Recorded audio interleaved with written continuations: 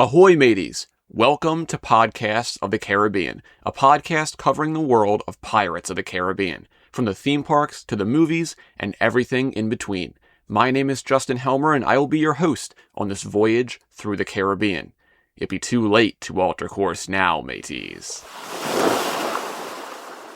Hello, and welcome back to Podcasts of the Caribbean. This is episode 35, and today we are continuing our journey through the Young Jack Sparrow book series. And we covered the first two books, of course, in the last two episodes. But today we are covering book 3, which is called The Pirate Chase.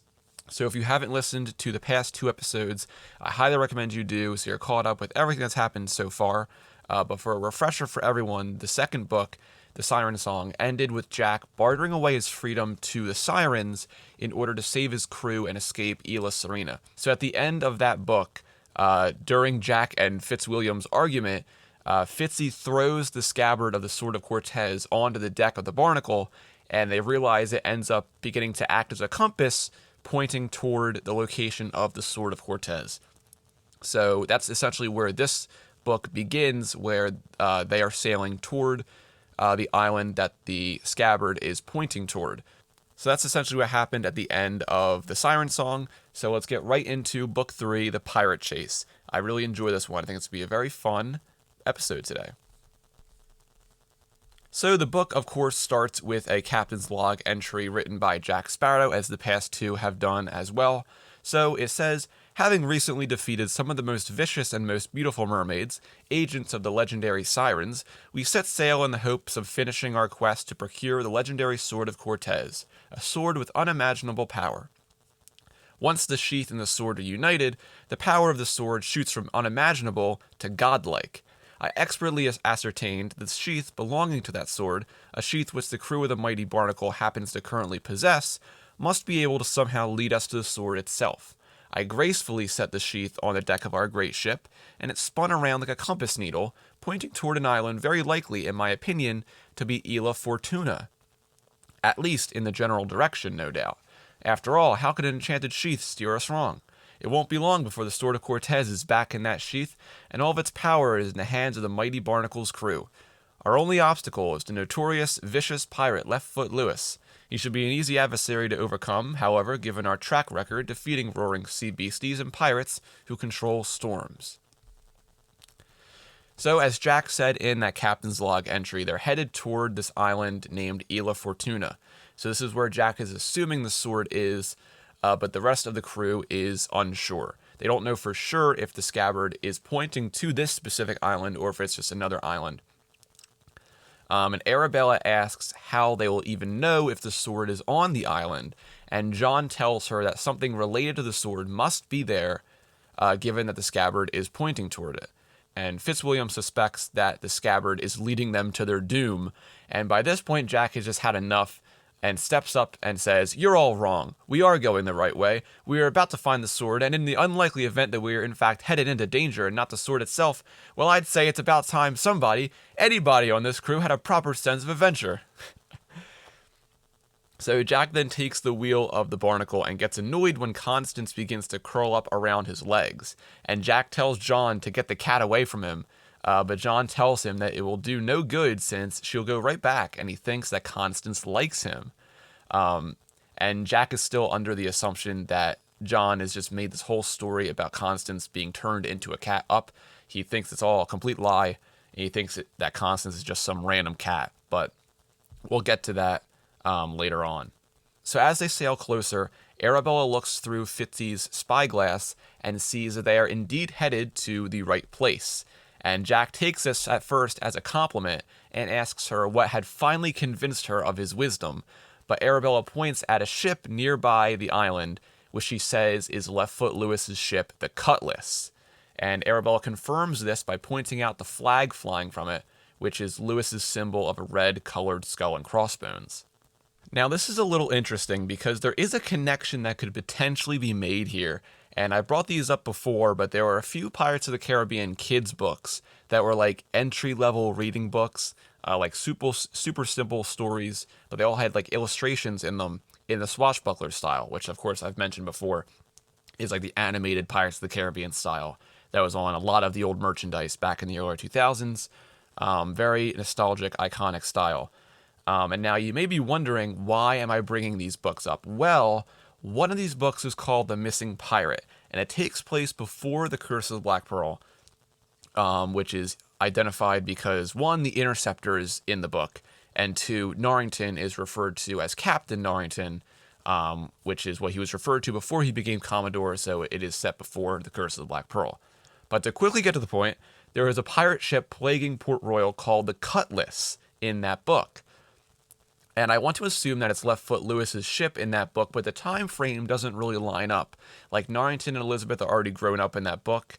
As I said, like, it happens before The Curse of Black Pearl, but they're already adults. And the young Jack Sparrow books are set long before when they're still kids.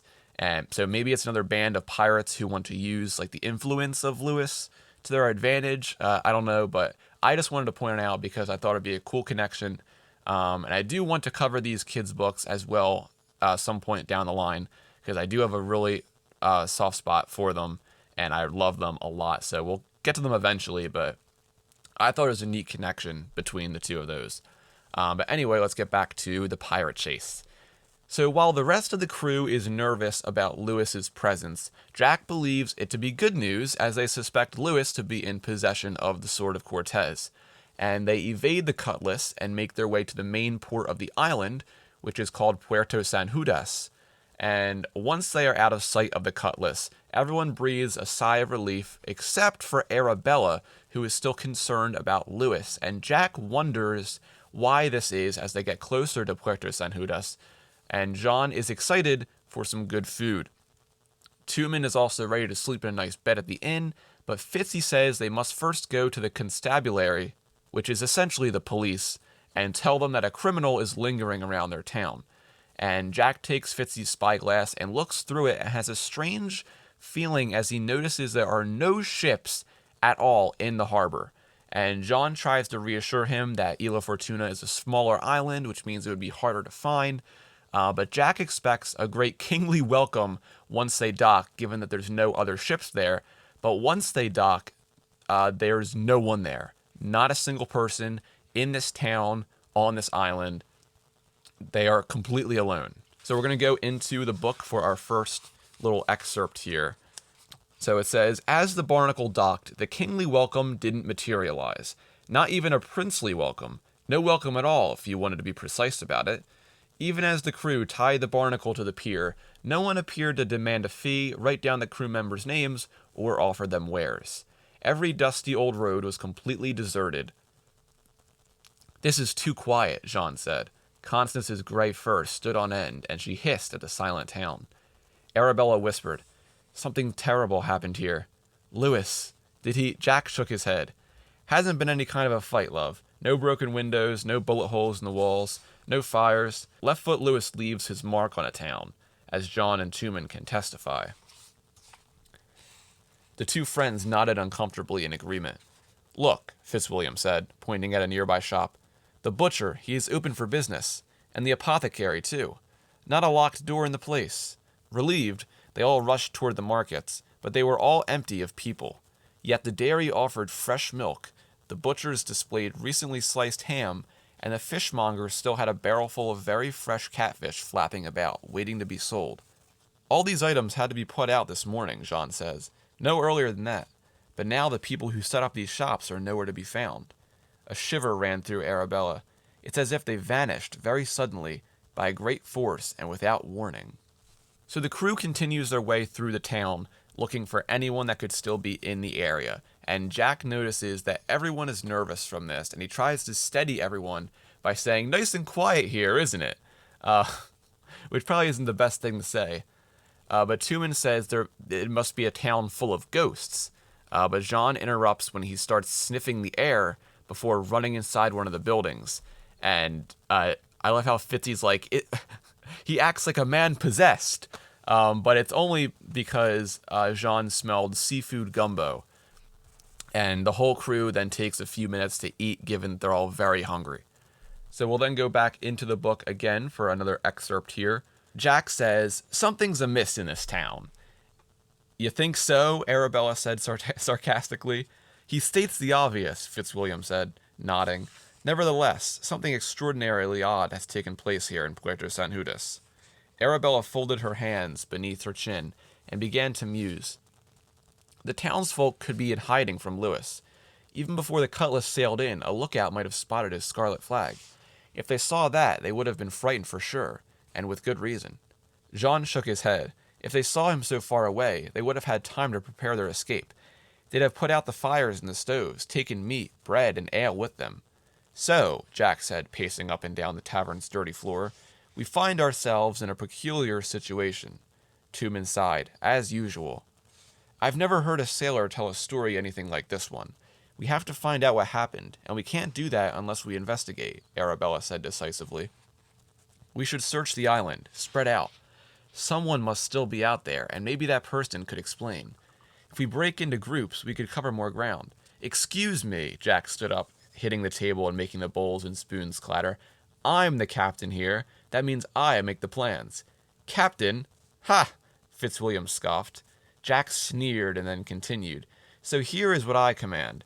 We must find out what happened, and that means an investigation is in order. So we will search the island, spread out, find somebody who can explain, and we should then break into groups so we can cover more territory. Savvy? Tumen rolled his eyes. John shook his head wearily. Arabella crossed her arms, but she said only, Well, Jack, I don't see how anyone could argue with such a sensible plan. Exactly, Jack grinned. What say we start right away? They walked out into the empty and eerily quiet town square and split into groups. John and Tumen chose to go with one another, best friends that they were.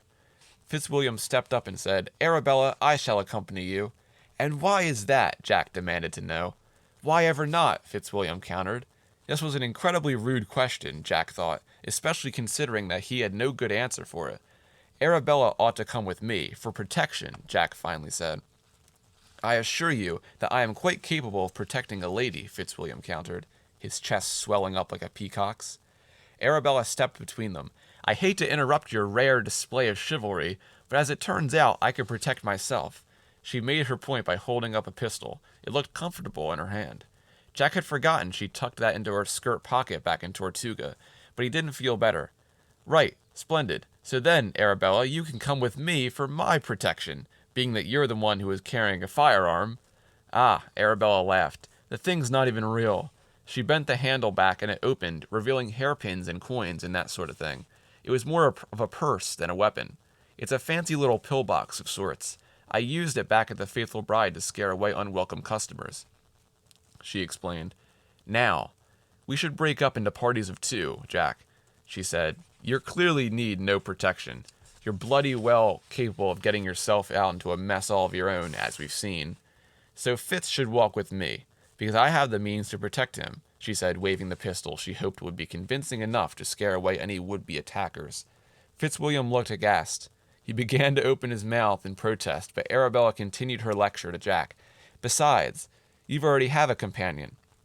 What? Jack said, but then he looked down to see Constance, still only inches from his foot, blinking up at him with loving yellow eyes. Jack sighed. Oh, great. I've got the bloody cat.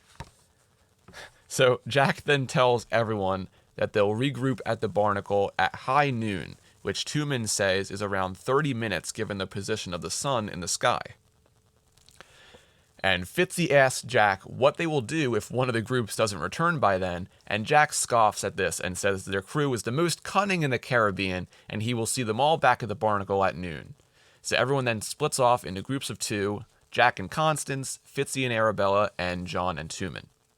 And then we get a little bit of world building at the beginning of chapter 3, but I guess it's just real world information given that it describes a few patron saints, and how every saint's feast day is a reason for celebration in the Caribbean.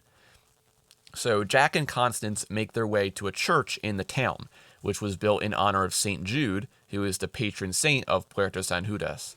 And we also once again see how Jack is skeptical that Constance was turned into a cat, as he still doesn't really believe John's story. So the two of them go inside, and Jack feels a breeze once they reach the altar. And he finds out this breeze is because of a door at the back of the church being open. So Jack and Constance sneak up to the door and they peer outside, and they see a few pirates digging in the church's graveyard. 2 pirates are currently in the process of digging up a person's grave, while the 3rd pirate stands watch as they dig, yelling for them to dig faster. And Jack quickly realizes that these are members of Leftfoot Lewis's crew, and the 2 pirates begin to pull the grave out of the hole and onto the ground. So we're going to go back into the book again here. So it says, as the grimy lid appeared, the biggest pirate, who had his back to Jack, laughed loudly. Pity that Francois never told me he had the parchment. One of the other pirates, panting from the effort of lifting the coffin, asked, You wouldn't have killed him then? Are you mad? The largest pirate boomed. I'd have been even quicker in killing him, and then I'd search him thoroughly before I left his body behind. Might have gotten the parchment then and there. Jack frowned, confused. A whole empty town, ripe for the picking, and the pirates were only after a scrap of parchment? When they could have stolen every bit of gold in Puerto San Judas, on all of Isla Fortuna, in fact, without any difficulty at all?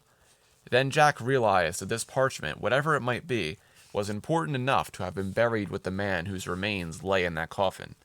The biggest pirate continued, more quietly, as if to himself, I'll soon have that parchment back in my hands. Already got the sword. Once I have the scabbard, the power of all the gods is mine. He had the sword. He now had the parchment too, whatever power that might hold. And now he only needed the sheath. The large pirate could only be one man, Leftfoot Lewis. As the pirates pried off the lid of the coffin, Jack started to retreat. He needed to tell his crew he'd found Lewis, and about this new development, the parchment. Jack stepped backwards carefully, but not carefully enough, as his foot came down hard onto Constance's tail. The cat screeched an incredibly loud hiss, which echoed throughout the church. Jack jumped up, stumbling in a panic. He tried to think of a way to quiet the cat, but it was no use. Constance's yowl had already startled the pirates. One of them wheeled around, and Jack gaped as he locked eyes with Lewis. The pirate had bright red hair, a gold tooth among his rotten set of choppers, and 3 pink scars scratched across his face, scars that looked as if they'd been left by a cat's claws. Well, well, well, what have we here? Lewis grinned. Looks like that mangy cat that scratched my face, and she's brought along a mangy friend. His rotten gold-toothed grin spread even wider. So, tell me, which one of you will I be skinning first? A charming invitation, Jack said, but I fear we must decline. Pressing engagements elsewhere. Ta now. Jack ran as fast as he could toward the door at the other end of the church, Constance at his heels. But when Jack was just a few steps away, the front door swung open to reveal Leftfoot Lewis's 2 men, each of them brandishing a dagger. Jack skidded to a stop against the church's planked wood floor, then he whirled around in the other direction, only to see Lewis advancing down the aisle toward him. The pirate's steps were awkward and strange. Jack realized that at least some of the outlandish stories were true. Leftfoot Lewis really did have 2 left feet. They both turned toward the right, which gave him a limping gait. But that didn't slow him down much. In fact, as far as Jack could tell, it didn't slow him down at all. This would be a marvelous time for one of my brilliant plans, Jack thought. Ideal. Surely one will come along any second now. Any second. Surely. Constance cringed at Jack's feet, wrapping her tail around his ankles. Lewis cackled and drew a sword, and at that moment, any brilliant idea that might have been lurking in Jack's mind, waiting to hatch, was instantly obliterated. So did all the many ideas that weren't brilliant at all. That's the Sword of Cortes, Jack thought. It was unmistakable. The markings on the jeweled hilt were an exact match to the scabbard. It could only be the Sword of Cortes. Only that sword would ever fit in the sheath Jack had found, the sheath that Lewis was now staring at with the same disbelief that had Jack gaping at the sword. What's this? The pirate hooked his free hand into his belt and rocked back and forth in satisfaction.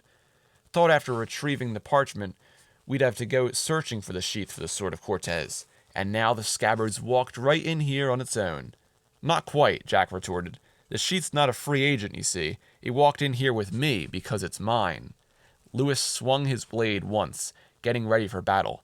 And you'll be leaving it to me in your will. They'll be reading that will of yours soon, probably in the next few moments, actually. Then I'll have my sword, my sheath, and my parchment, and finally, ultimate power, too, will all be mine. Again, with the parchment, Jack decided the first thing he'd do after he quickly defeated Lewis would be to find that parchment for himself, and then find out how it related to the sword. This was assuming, of course, that he survived. So after that tense meeting between Jack and Leftfoot Lewis, we then change focus and go over to Fitzy and Arabella, who are still looking around town to see if they can find anyone. And I love how Fitzy yells out, calling to see if anyone hears him, but Arabella slaps him and tells him not to yell because it would draw attention. And she tells them that they could attract pirates or something else that could be responsible for the disappearance of the townspeople. And Arabella then tells Fitzy he always speaks so proper and politely, which is the complete opposite of how she's heard people talk her whole life. Fitzy tells her that that's how he was raised, and he could never speak in any other way to a lady.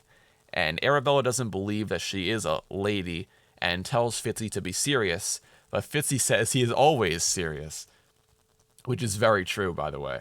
But he then tells Arabella that his mother always told him that elegant dresses and stylish accoutrements did not make a lady. A true lady is known by her behavior, her intelligence, dignity, and thoughtfulness toward others. And he tells Arabella she is a fine lady indeed.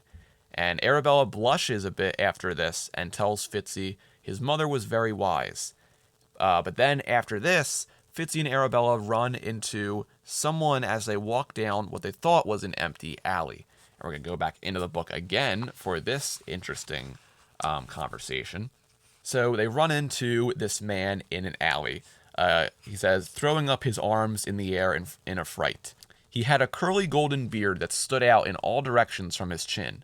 Several silver chains and a few coins fell from his hands. They clinked upon the rocky path as they fell. "Hold there, pirate," Fitzwilliam demanded. "I'm no pirate," the curly-bearded man shouted back. Then he added with a grin, "And you're no man, just a boy who can't make me do a thing." "It's not the boys ye need fear," Arabella said, smiling and pulling her fake pistol from the pocket of her skirt. "So I suggest ye begin telling us what happened in Puerto San Judas, right now." Sheepishly, the man held up his hands. "It's nothing to do with me, that I promise you." Fitzwilliam stepped forward. "And why should we believe the word of a pirate?" "I told you I'm no pirate," he responded. "Regardless, pirate, why should we believe such a tale?" Fitzwilliam said, folding his arms proudly. "You are the only one we have found on this island, and you are engaging in thievery." But then Arabella said, "He's telling the truth. Look at his clothes. That jacket's never been soaked at sea, and his boots are too thin for any storm. No pirate, no honest sailor even, would ever be dressed that way." "Still," Fitzwilliam continued, "you have not yet answered our question. What happened to the people here?" The curly-bearded man hesitated. "No need to go waving guns about. We're friends here, ain't we?" he asked with a smarmy, unfriendly grin. "I'll say what I know, but it's not much, and I tell you now, you won't believe me." "Try us," Arabella sighed, lowering her pistol. "I believe in all sorts of things I didn't believe in a month ago." "Traveling with Jack Sparrow does have that effect," Fitzwilliam agreed. The bearded man's eyes lit up with a slight shock at the mention of Jack's name, but he did not say why.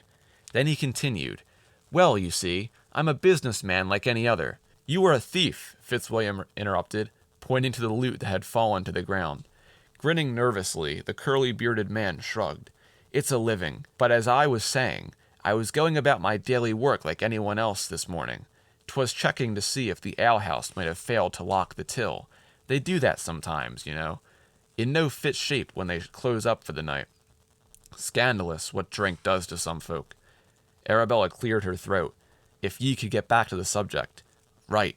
I was just about there when I heard the cry go up. 'Pirates!' The townsfolk were all yelling, screaming, scattering in every direction. I was ready to join them, too. But then the captain of them, big fellow, flaming red hair, looked all savage." "Lewis," Arabella shivered. "You know the fella?" the bearded man asked. "Never mind us," Fitzwilliam said. "Just go on with your story." "Well, the captain, he holds up this great fancy sword and shouts, 'Let every honest person be gone from this town.' And just like that, they all vanished." The curly-bearded man's eyes were wide, as though they were swallowed up by thin air. "Frightened me worse than anything else in my whole life, I tell you that." Wasn't anyone left but the pirates and me, of course. Fitzwilliam and Arabella stared at each other, aghast. It's horrible, Arabella said. All those people, lost or perhaps even dead, only because they were honest. Yes, Fitzwilliam added with bitterness, while you, a thief, were spared. Just goes to show you, the curly-bearded man said with a shrug, honesty's not actually the best policy. And then, quick as a flash, the thief snatched the gold watch that hung by a chain at Fitzwilliam's chest and ran away. Stop, Fitzwilliam demanded, but the thief had a good head start. Fitzwilliam and Arabella ran after him, but the thief was faster. He obviously knew Puerto San Judas well, as he proved by turning off a path into an area thick with brush. Fitzwilliam and Arabella kept running for a few minutes after they could no longer see the thief, hoping to catch a glimpse, hear a footstep, anything, but they hoped in vain. My sister gave me that watch, Fitzwilliam said, slumping against a nearby wall in disappointment. It was very special to me. Arabella felt a pang of grief. She knew Fitzwilliam had lost his sister the same way Arabella had lost her mother, to pirates. I've dealt with this type more than you have, Arabella said, so I should have known he'd go for your golden watch. She bowed her head. Never mind, Fitzwilliam said suddenly. It was only a thing, and things can be replaced and retrieved and bartered. At least neither one of us was hurt. Arabella nodded.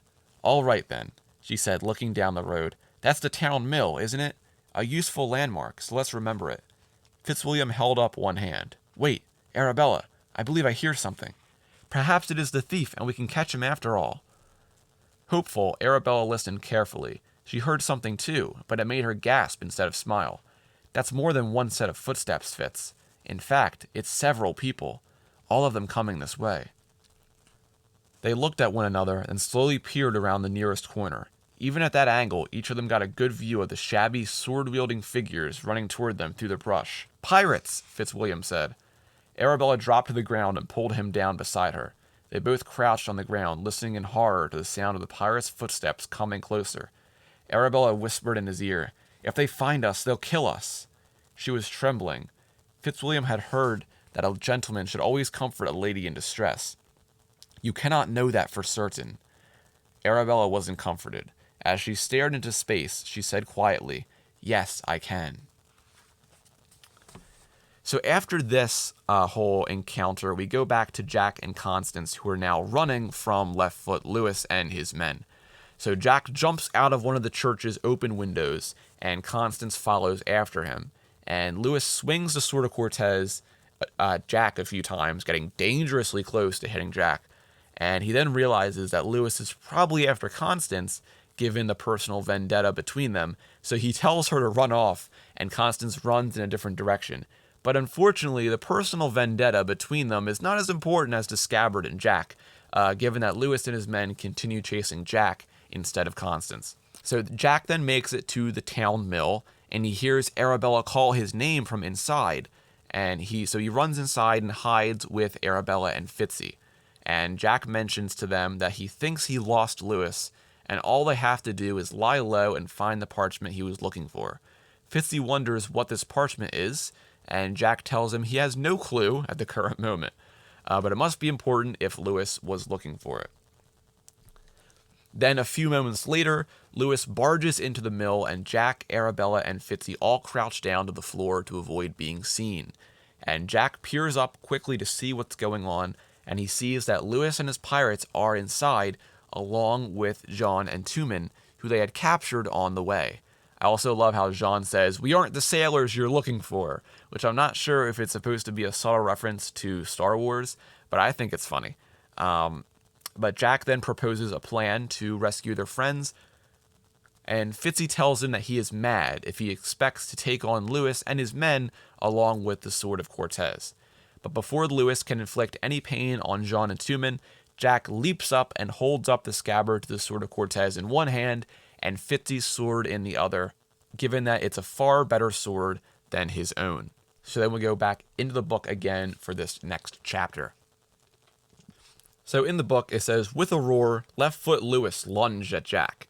Jack stepped nimbly out of the way and plunged back into the sword fight he'd run from not even an hour before. This time, he reasoned, gritting his teeth as he struggled to parry Lewis's thrusts, he'd do better. Then the blade of the Sword of Cortes slashed so close to Jack that the breeze tickled his ear. "You'd have done better to run while you could, mongrel," Lewis boomed. "This here sword, it could turn you into so much as thin air, on my word." "No, it can't," Jack taunted. "Disappear me and you disappear the sheath," Jack said, waving the sheath in front of Lewis. "Then guess what? No godlike power for poor Lewis, savvy?" Lewis froze at the thought that he might accidentally send both Jack and the sheath away with the next move he made. Jack smiled proudly.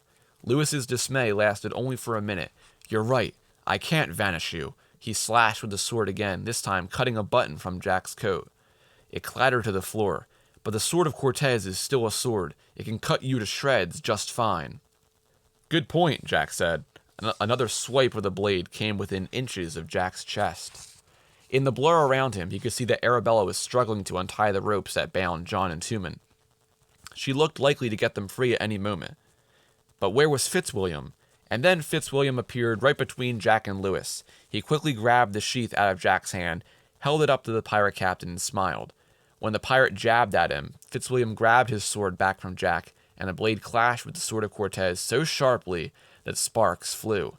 "Perhaps," Fitzwilliam said quietly, "you would prefer dueling an equal." Lewis laughed. "I would, but I'll have to make do with you." Their battle began. Jack watched as the two of them began dueling, matching each other parry for parry, stroke for stroke. He was held in astonishment by the speed of the fight, at least until Arabella tugged at his sleeve. "Fitzwilliam helped ye, now help me." "Fitzy helped me? What help? I didn't need any help," Jack said, annoyed. "He saved ye, didn't he? Now help me cut through this knot," Arabella barked. "We, Jack," John said, sounding less cheerful than Jack had ever heard him before. "Fitz saved my life?" Jack had never heard anything so ridiculous. Still, he set about helping Arabella sever the last of the cords binding John and Tumen. "I didn't need saving." "Is that why your clothing is cut to ribbons?" John asked. "Hardly ribbons. A tear, maybe 2. Tumen tossed the sliced ropes from his wrists. "Maybe 10 or 12, he said. "I didn't need saving," Jack repeated. The clash of metal drew his attention back to the fight between Left Foot Lewis and Fitzwilliam P. Dalton III. But despite Lewis's being podiatrically challenged, he was a powerful sword fighter, quick with his blade, strong with his strokes. But to Jack's amazement, Fitzwilliam was even better. He could parry every blow and predict all of Lewis's moves. Must be that fancy training of his, Jack thought. "Jack!" Arabella called out to him. Jack looked to his left, and there was one of Lewis's angry pirate thugs. He looked quickly to his right, and there was the other. Jack stood between them. "Come and get me, mates!" The pirates lunged forward at the same time, and Jack quickly jumped up and grabbed onto a low-hanging rafter. The two pirates collided and fell to the ground. Jack dropped back down and kicked them hard in their heads with the soles of his boots, knocking them unconscious. "That was easy," he said, smiling. Behind Jack, the battle between Lewis and Fitzwilliam was raging. Lewis suddenly surprised Fitzwilliam by lunging forward and slashing the Sword of Cortes down hard. Fitzwilliam almost got himself out of the way, so he survived the blow, but the tip of the blade cut deeply into his arm. Fitzwilliam shouted in pain. The sheath flew from his hand, and Jack lunged forward and grabbed it once more. "See there," Jack said proudly. "I told you. Who is the one among us who needs saving now?" He stepped over the unconscious thugs and picked up a large bag of flour. "Watch and learn. I'm about to save Fitzy's life. And do you think anyone will notice? No, of course not." Jack swung the bag of flour hard, smack into Lewis's face. A cloud of white billowed out around them as the pirate staggered back 3 steps, then fell, stunned, to the floor. This was good. The fact that the pirate had dropped the Sword of Cortes, even better. Jack grabbed the sword before Left Foot Lewis could gather his wits. Jack had his old rusty sword in one hand and the shiniest magical sword he had ever seen in the other. This was more like it. He pointed both swords at the pirate and said, "Seems high time for some surrender." Fitzwilliam, panting for breath after his fight, wrapped a handkerchief around his bleeding arm. Though he was exhausted, no serious damage had been done. Tumen was rather matter-of-factly tying up the 2 unconscious pirates, so as to avoid any trouble when they woke up again. John's curly hair, messed by his struggle, stuck out in all directions, making him look crazy as he held his knife toward Lewis as an additional warning. Every single one of the boys was grinning like mad. But Arabella wasn't smiling. "You," she said. "That's right," Jack straightened up proudly. "Me, the one who saved Fitz, not the other way around." "I could have rallied," Fitzwilliam said. "Not likely," Jack replied. Arabella just whispered it again. "You." Her voice shook with loathing, which tipped Jack off to the fact that she wasn't talking to him at all. Instead, she was staring at Left Foot Lewis, her hands bunched into fists. "Do you remember me?" "You're a bit young for my taste, lass," Lewis jeered, "not to mention a bit scrawny, and a bit dirty." "Be silent," Fitzwilliam demanded. "You will not insult this lady." Jack looked back and forth between Arabella and the pirate. He couldn't quite figure out what was happening, but events had definitely taken a turn for the weird. Why had Arabella not revealed her connection, whatever it may be, to Lewis before? "Don't bother lecturing him, Fitz," Arabella said. "He'll never learn. He'll never have the time." She grabbed the Sword of Cortes from Jack, moving so quickly that Jack didn't even realize what she was doing until the blade was in her hands. She looked angrier than ever with the sword in her hand. Jack and the crew had never seen her like this before. It was as if she had become a dark shadow of herself. In 2 quick strides, Arabella was standing over Left Foot Lewis. To Jack's shock, she pressed the tip of the blade to Lewis's throat. "Pirate!" Arabella ground out between her clenched teeth. "You killed my mother!" So, that's the end of chapter 6, and while I did just read a whole chapter word for word, it gets even juicier from here, so let's just go right back into the book again for chapter 7. Jack couldn't take his eyes from Arabella's face. She was filled with rage, angrier than anyone Jack had ever seen, angrier even than the legendary Captain Torrance, whose rage could stir a hurricane. Her eyes brimmed with angry tears. Fitzwilliam took a step closer to her. "Arabella," but Lewis cut him off. "Ah, I do know where I've seen you before," he said to Arabella. "Tortuga. Seems I remember a loud-mouthed wench and her miserable little brat. Shut that wench's mouth, I did. Too bad I didn't shut yours. I'll kill you!" Arabella's whole body shook with rage, but her grip on the sword remained firm. "I will kill you dead, you filthy, miserable pirate." None of the Barnacle's crew doubted that Arabella meant what she said. Within a few moments, Lewis would be dead on the floor and Arabella would be a killer. Jack had no doubt of that. He had never thought of Arabella as the murderous type, but then he'd never known that her mother had been killed by this particular big, mean, not to mention ugly pirate. The anger in her was something she had been saving up ever since her mother died. Soon, it would turn Arabella into someone Jack was certain she didn't want to be. Jack made a grab for the Sword of Cortes, but Arabella elbowed him in the ribs so that he staggered to one side. "You can have the sword later, Jack," she shouted, "but not now. Not yet." "Look, lass, let's think about this a moment," Jack said flatly. "What say we tie him up for now, You can think it over. Plenty of time to get rid of him for good later, if you're still in the mood. The day's still young." "She will do nothing to me," Lewis barked, seeming much too confident for a man who had a sword at his throat. A legendary, magical sword, no less. "Haven't got the nerve for it, have you, pretty?" Arabella had the nerve for it. Of that Jack had no doubt. As she leaned forward, pressing the blade's point ever more sharply against the pirate's throat, Lewis's smug grin began to fade. "Arabella, no," Tuman whispered, but she paid him no mind. Behind him, Fitzwilliam and John stared, their mouths agape in shock. "I've waited so long for this," she said. It sounded as though she might burst into tears. You can't know how I've waited, because you can't know what it's like to lose someone you love. A pirate can love no one." "Belle, let's try this again. Take a step back here and reconsider, eh?" Jack stepped closer to her, friendly-like, wondering how near he'd have to be to successfully swipe the sword from her. "Remember all that Fitzy here was saying about the law in these parts?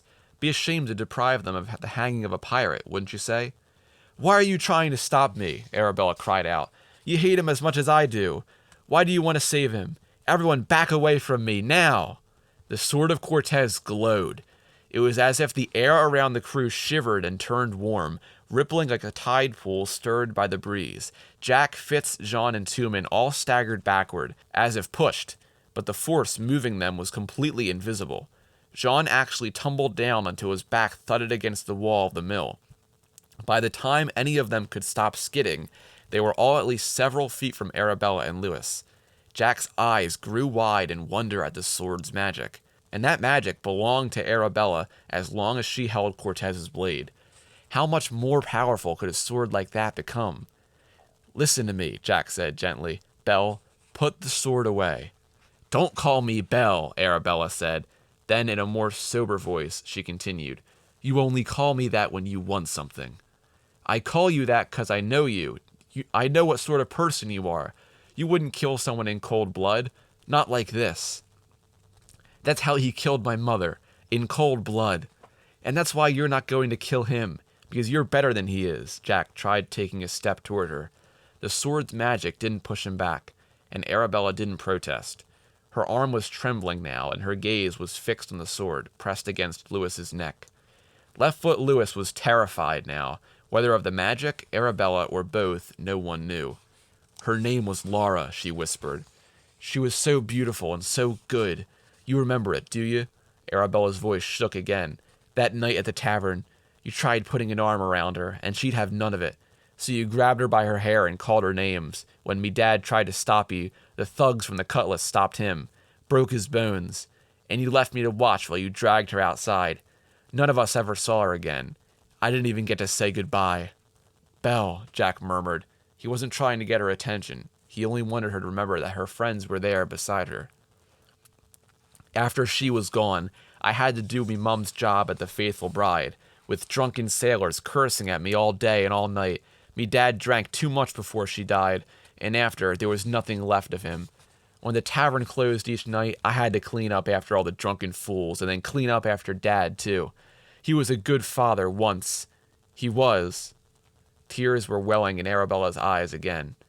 "Ye as much as killed him, too, when ye took my mum. All that time I've been alone, and all that time I've known who took my family away. But I look at ye now, and killing you won't bring Mum back." She slumped, as if defeated. "Belle," Jack said, "put the sword away. We're not like him. We're not killers. We're not pirates."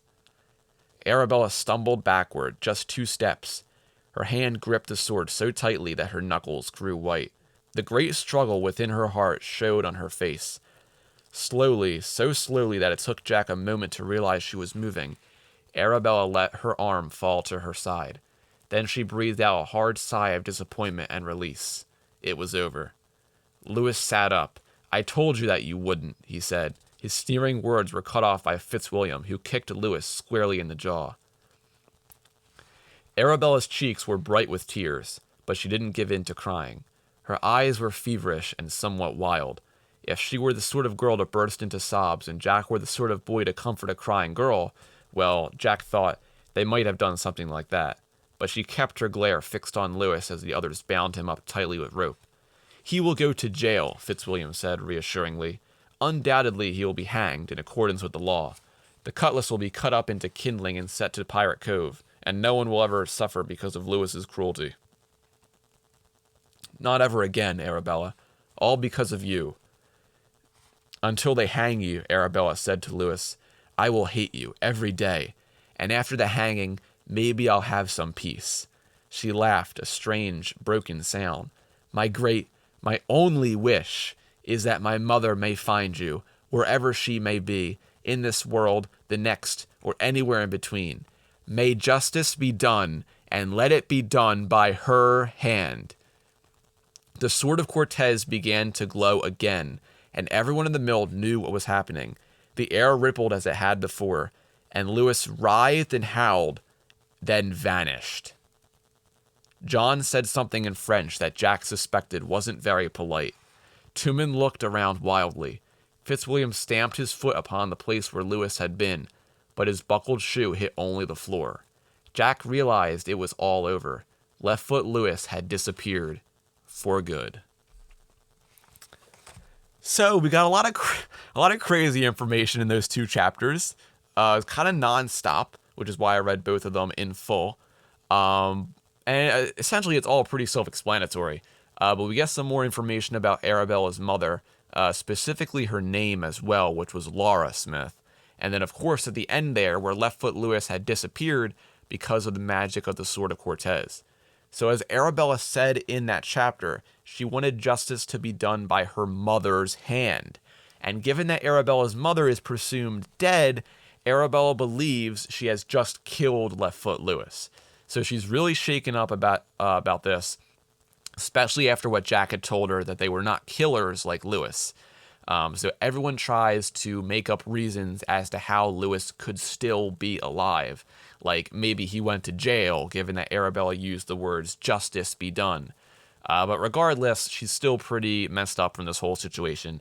So she stands alone for a moment, and John then realizes Constance is missing and asks Jack where she is.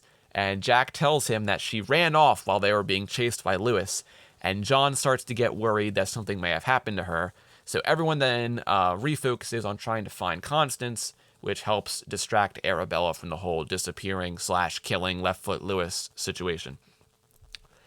And Jack also picks up the Sword of Cortes and puts it into the scabbard for the first time in centuries. And although he expected something to happen when they were reunited, nothing happens. So then he realizes he needs to find the parchment Lewis and his men were digging for in the graveyard. So once everyone makes their way to the graveyard, they find Constance sleeping on the lid of the casket of the unearthed grave. And Jack tells them all that Lewis was interested in something this Francois person had on him. And Jack thinks that this parchment is the key to unlocking the true power of the Sword of Cortes.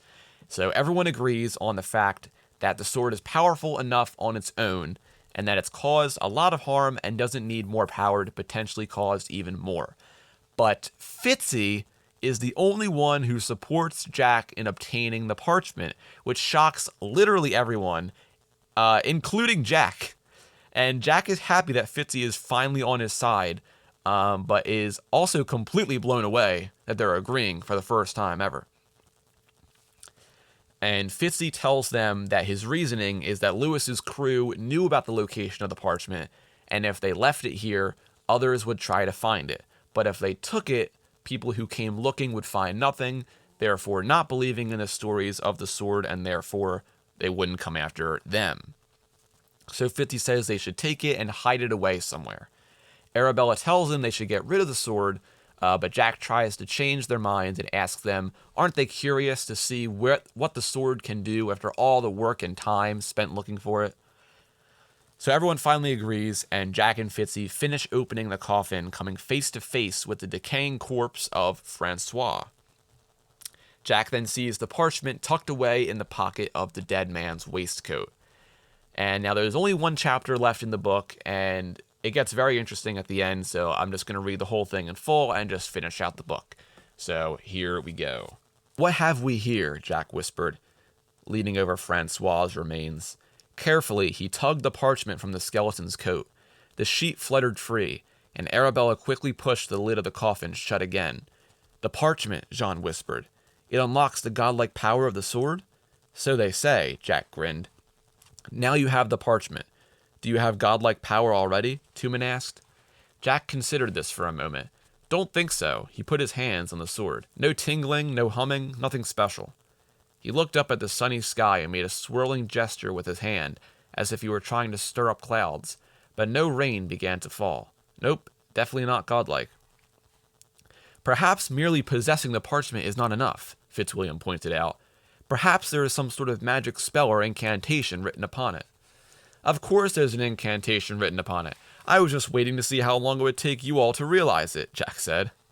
Jack smoothed the parchment out atop the lid of Francois' coffin. Sure enough, something was written on it, in ink so old that it had faded to mere scratches of sepia. "Can't quite make this out," Jack muttered as he squinted at it. Arabella seemed distracted. "We really ought to bury Francois. Rebury him, I mean." "Wait," Jack said, holding his arm out as if he were stopping Arabella. Grinning, he added, "It'd be a lot easier to lower him down and shovel dirt over him once we have godlike power." Fitzwilliam leaned next to Jack to study the parchment for himself. "I do not believe that this was written in English." "Spanish, I could figure out," Jack said, "but it's not Spanish. That would just be too bloody convenient, wouldn't it?" "It's not French or Creole either," John offered. Tumen, does this look like your tribe's language? Tumen shook his head and said, I have never seen anything like this. Arabella shrugged, too. Jack studied Fitzwilliam's face. You're not saying something, Fitz. Out with it. Ah, yes, well, Fitzwilliam glanced first in one direction, then in another, as if looking for rescue that did not come. His cheeks were turning red. I think that this is written in Latin. Latin, Fitz, that's perfect. Arabella brightened. You learned Latin from your tutors. I remembered when you told us of all the languages you speak. Jack's face lit up. Thank everything blessed and cursed that you aristos learn all those bloody dead languages, he said. Tugging at his collar, Fitzwilliam said, I fear I must admit that I was not always the most attentive of pupils for my Latin tutor. Constance cocked her head, as though puzzled. John stroked her fur as he asked, What is that supposed to mean? It means Fitzy here doesn't speak a word of Latin. Jack couldn't believe it. The only useful thing you could have absorbed in your high and mighty education, and you didn't learn it. Absolutely brilliant. Fitzwilliam straightened up, reasserting his dignity. I submit to you that I could scarcely have known that I would need Latin to decipher a magical scroll granting godlike power the bearer of the Sword of Cortes. Oh, you've no imagination at all, Jack said dismissively. But then, looking bewildered, Arabella asked Fitz, Why did you say you spoke Latin when you didn't? Jack was the only one who answered her. Some lads just can't resist showing off for the lasses. And usually it's the lads with the least to brag about. Fitz's face grew red with anger, and Jack wondered if he was about to see Fitzwilliam lose his temper again. The aristocrat's fits of rage were always fun for some sparring practice. Arabella stepped between them, clearly eager to make the peace. Fitz, how much did you learn? Anything? A few words. Pronunciation, no more. To Jack's surprise, Arabella nodded with satisfaction. Well then, that's all you need. As long as you read it aloud correctly, the incantation should work. You don't have to understand what it says. Wait, Tumen interrupted. We would be calling forth great magical power without knowing precisely what we're doing. Don't you think this might be unwise?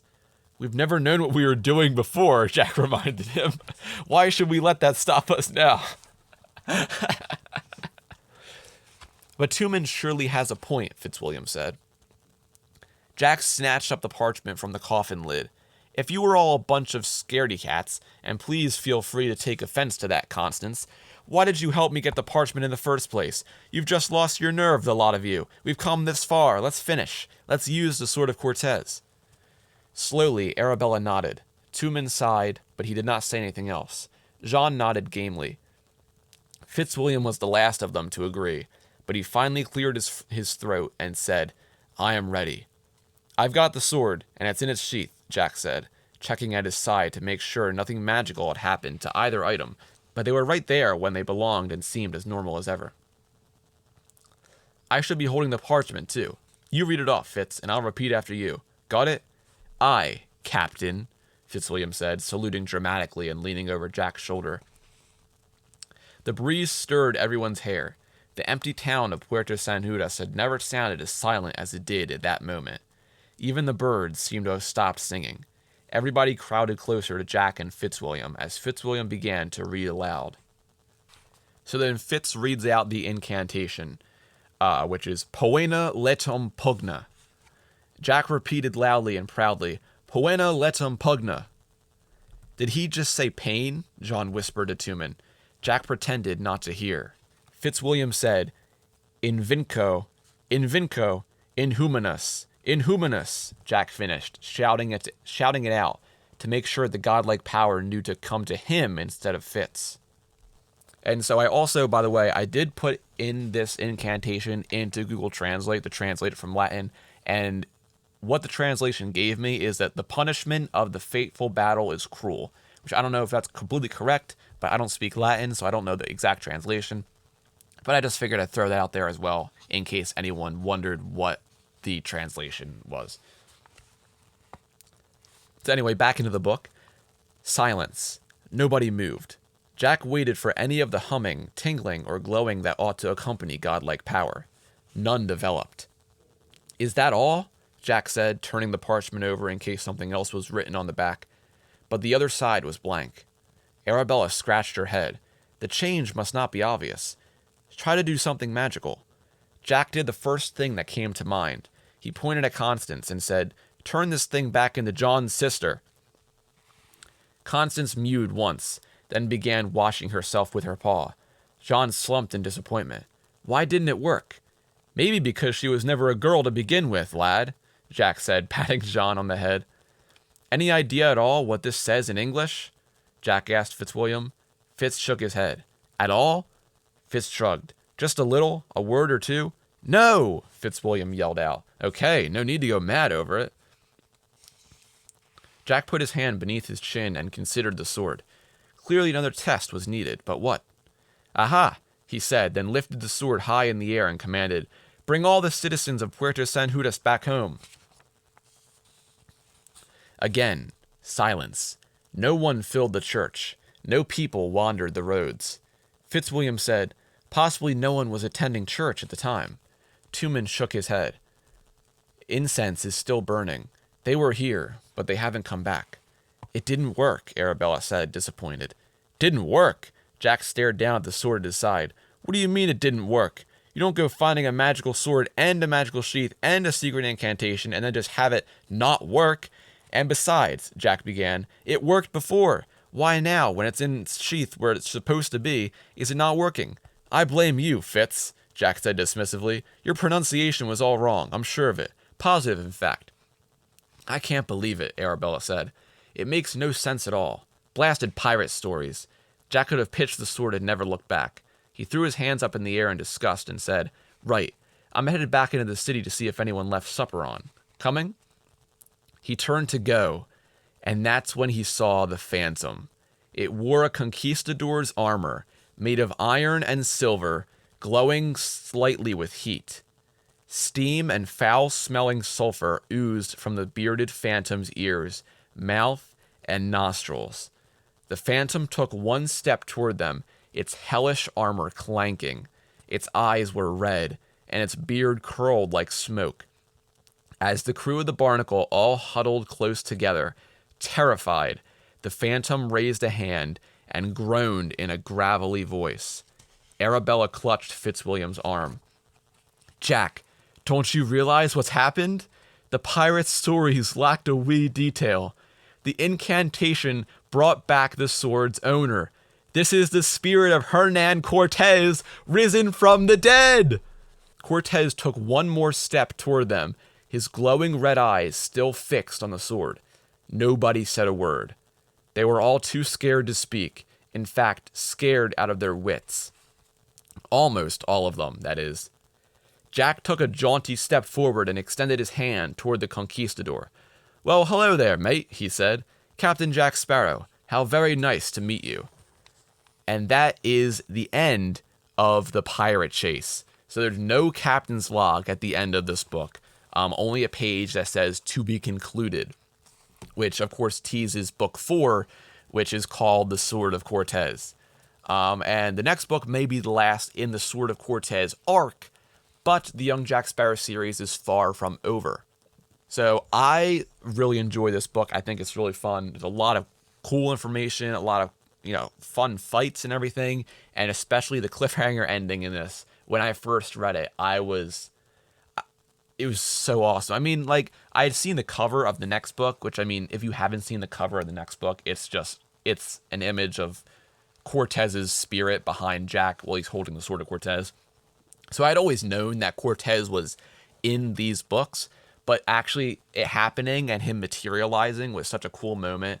And just probably the coolest moment for me so far in this whole series, because I just love the whole myth and surrounding Cortes. I talked about it, of course, on the Coming Storm episode 33, where we first introduced the Sword of Cortes, and I was talking about how Cortes came to conquer the Aztec Empire, and all the Aztecs believing that he was Quetzalcoatl, and all the specific reasons that they believed that it was him. So it's very awesome to see Cortes come up, because, of course, he is not only a major player, but he has a lot of influence in the Curse of the Black Pearl, given that, of course, the treasure is the cursed gold of the Aztecs.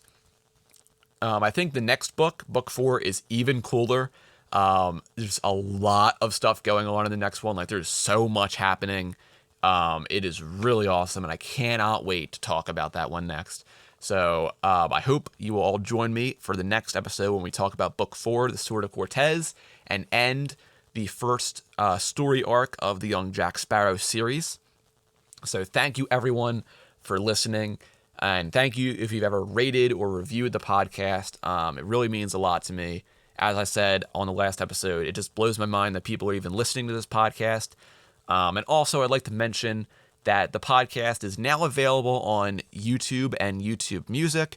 So if you prefer listening on those platforms, you can now. The podcast is finally available on normal YouTube and also on YouTube Music. So however you prefer listening to it, it's on both platforms now as well. So once again, thank you so much for listening, and I will see you next time for Book 4, The Sword of Cortes. Take care.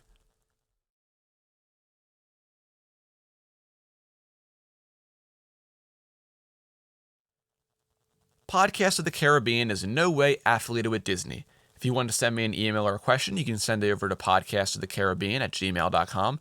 You can also follow this podcast on Instagram at Podcast of the Caribbean and over on Twitter /X at PodcastPOTC. I post fun content and trivia over there, so make sure to go check those platforms out. But be sure to always keep a weather eye on the horizon, and always remember, dead men tell no tales.